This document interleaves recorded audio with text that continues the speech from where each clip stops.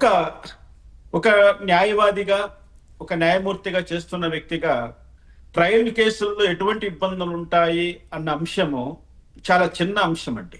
హ్మ్. ఇక్కడ ఎందుకు ఈ మాట అంటున్నానంటే, న్యాయశాస్త్రంలో ప్రతి ప్రొసీజరు, ప్రతి పాయింట్ అంటే కేసు ప్రారంభమైనప్పటి నుంచి కేసు ముగింపు వచ్చే దశ వరకు అన్నిటినీ అతి క్షుణ్ణంగా, అతి క్లియర్ గా, ఎటువంటి ఇబ్బంది లేకుండా న్యాయశాస్త్రంలో క్రిమినల్ ప్రొసీజర్ కోడ్లో ఇప్పుడు మన న్యాయ సంహితలో క్లియర్ గా చెప్పబడి ఉంది.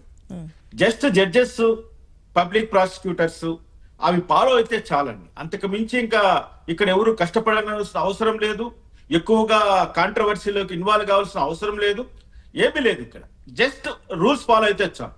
కానీ రూల్స్ ఫాలో కాకుండా అడ్డదిడ్డంగా ఎందుకు, ఎవరు, ఎప్పుడు, ఎందుకు అలా వ్యవహరిస్తారన్నది చాలా మంది ప్రజలకు తెలుసు, మేధావులకు అది బాగా తెలుసు.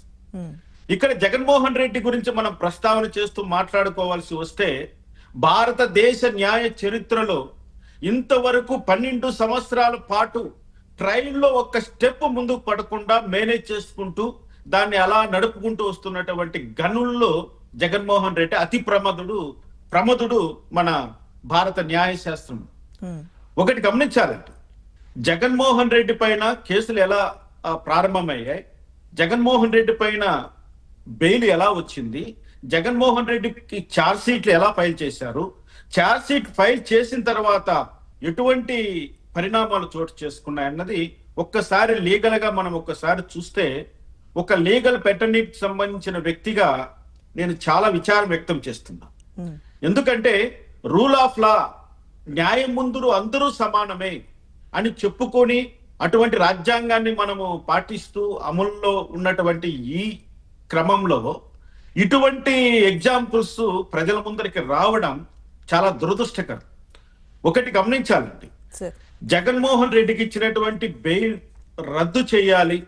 జగన్మోహన్ రెడ్డి గారు న్యాయస్థానం ఇచ్చినటువంటి వెసులుబాటును దుర్వినియోగం చేస్తున్నాడు.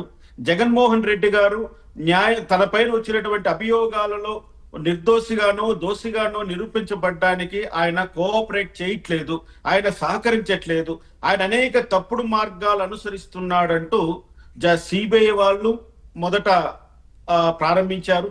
తర్వాత ఇప్పుడు మన ఉప స్పీకర్ గా, సభాపతిగా ఉన్నటువంటి రఘురామకృష్ణరాజు గారు దానిపైన ఆయన వ్యక్తిగత హోదాలో ఒక కేసును కూడా సిబిఐ కోర్టు నుంచి హైకోర్టు, హైకోర్టు నుంచి సుప్రీంకోర్టులో ఈ రోజు ఉంది. అంటే ఒక వ్యక్తి యొక్క నిర్దోషిత్వాన్ని గాని దోషత్వాన్ని గాని నిరూపించడానికి అవకాశం లేకుండా జగన్మోహన్ రెడ్డి కేసులు కనపడుతున్నాయి. అంటే భారత న్యాయ వ్యవస్థను, న్యాయ ప్రక్రియను, న్యాయ శాస్త్రాలను సవాలు చేస్తున్నాడు జగన్మోహన్ రెడ్డి. ఇది నేను ఆయన ఇచ్చిన సవాల్, ఇది న్యాయ వ్యవస్థకు, న్యాయ శాస్త్రానికి. మరి ఆ సవాలును స్వీకరించి ఆయనకు సరైన సమాధానం చెప్పేటువంటి వ్యక్తులు వ్యవస్థల్లో లేకపోవడం చాలా దురదృష్టకరం, చాలా బాధాకరమైనటువంటి అంశం.